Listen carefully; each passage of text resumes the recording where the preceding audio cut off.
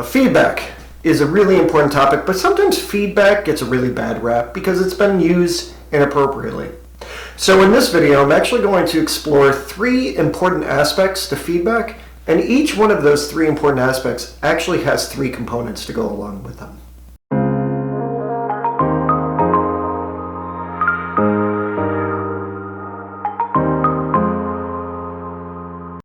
So feedback is a topic that I've long been interested in. It's actually the first focus for one of my flipped faculty meetings back when I was a principal. That was 11 years ago. And over that time, I've learned a lot more about feedback. I've explored it in blogs, I've explored it in articles, and I've explored it in chapters in books as well. And one of the things that I found is that there are a lot of nuances. So I thought that this information would be helpful because I also recently gave a webinar for learning specialists in Melbourne, Australia, where they wanted to learn more about feedback, and this was the content that I actually used. Now, the first part of it is to actually look at the conditions necessary for feedback. Nicole and McFarlane-Dick from 2006, this is like a seminal paper. When they talk about effective feedback, this is often the one that is cited. And Nicole and McFarlane-Dick actually talk about 3 conditions necessary for providing effective feedback. Number 1 is the desired performance. Now, what I often do is use success criteria when I'm doing a presentation on instructional leadership or collective efficacy, and I'll share with the audience or even in coaching sessions, here is the success criteria that I want you to learn by the time we're done with one another. Now I add another layer where I actually ask the participants, whether it's in a coaching session or a very large crowd. I've actually used success criteria with over 1,000 people, where I've asked them, what is your success criteria? What do you want to learn by the time you are done with the 60 minutes or 90 minutes? That's part of the desired performance. The second aspect is the current performance. And this is really important because on the current performance, this is where we engage in strategies like having a critical friendship, having an instructional coach, or when we're co-teaching. I was lucky enough when I was a young teacher to co-teach with somebody who was just incredible, who could help me with the current performance. But it's also where we collect evidence. We might collect student work to see how a strategy is working, or if we're looking at something like student engagement. And the third condition is to how to close the gap between the two. So you take that evidence, and it might even be evidence from a video, because maybe you video yourself teaching because you don't have the luxury of having a co-teacher. And you can video yourself teaching, and you can see the desired or the current performance there as well. Principals can certainly do this when it comes to things like instructional leadership. If they're running a flipped faculty meeting, they can actually video themselves and see the current performance. I actually have done it many times when I was running workshops. But you take that evidence and you actually intersect it with research. You might look at blogs from Education Week or articles from Educational Leadership. Or you might look at deeper research, say John Hattie's research, where you look at meta-analysis around impactful teaching strategies. So this whole idea of the conditions necessary is the first aspect of feedback that people need to actually take time to go in and think about it from a deeper level.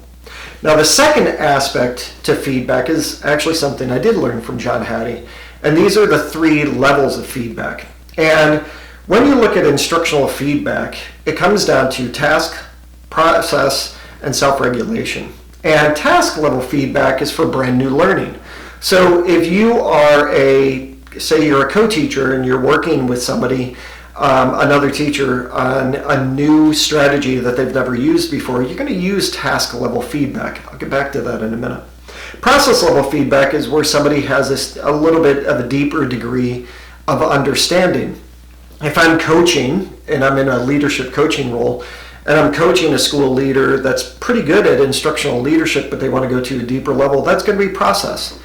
And then self-regulation is where the person has a deep understanding of the learning that's happening or of the topic that they're focusing on. But just because you have a deeper understanding doesn't mean you can't learn to go deeper with it. I think we've all experienced this. Now, when we look at the whole idea of task, process, and self-regulation, one of the ways that I like to be able to frame it, which you can see up on the screen, is the fact that if you're focusing on something like a gradual release of responsibility, you have an I do. Task is, I'm going to do this for you. Process is going to be, we do. Let's do this together. And then self-regulation is a you do. I'm going to sit down with the students and I'm going to watch you teach. That's where the you do is. Another way to look at it is when we can look at it from a teacher aspect to a coach to a mentor. And you can imagine with the I do, it's like a typical teacher role, right? Where you're teaching something for the very first time.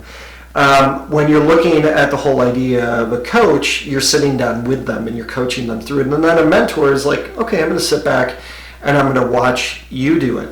And this 3 levels of feedback is really important because I always talk to instructional coaches or learning specialists and say, if we're going to do the I do, we do, you do.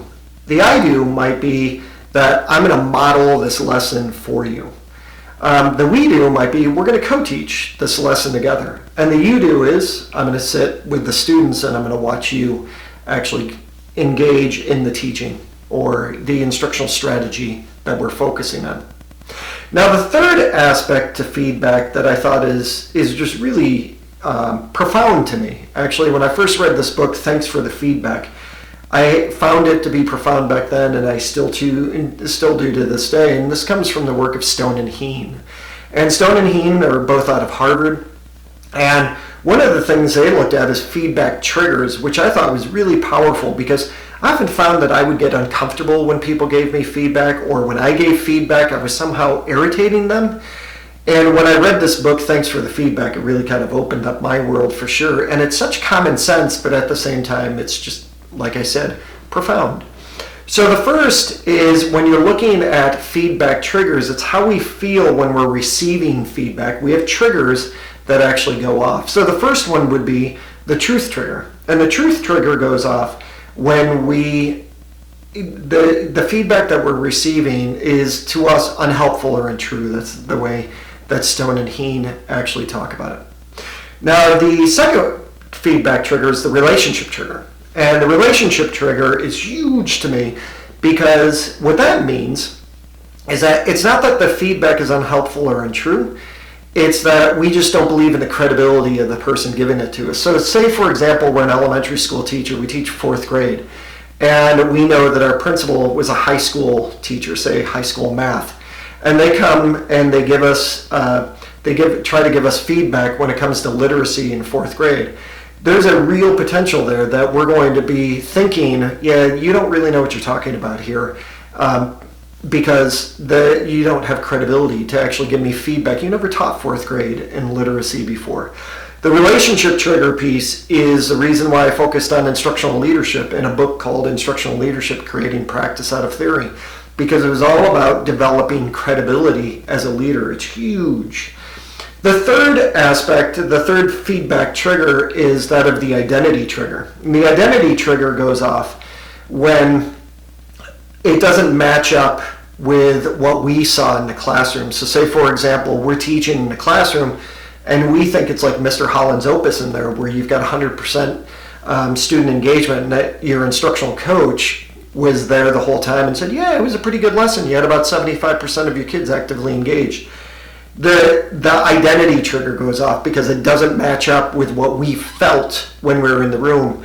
This is where I'm going to circle back to the whole idea of videoing yourself when you're teaching, because if you video yourself teaching and say, video 10 or 15 minutes and you watch it 3 times, it's actually in the research called micro-teaching.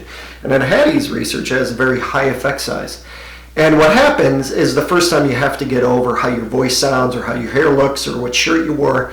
The second time you start to focus on a strategy that you were using to engage the students. And if you're using something like a swivel, you're seeing how engaged the students really were. The third time you watch it, you start to think about another strategy that probably could have worked better. That's called micro-teaching. And it's a really great way to actually combat that whole idea of the identity trigger that Stone and Heen talk about.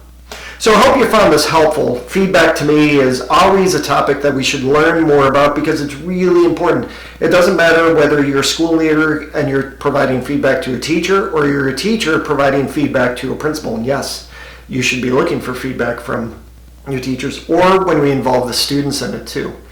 Those 3 aspects to feedback that we should look at is the conditions necessary, Nicole, McFarlane, and Dick, And of course, the 3 levels of feedback that Hattie has explored quite often: task, process, and self-regulation.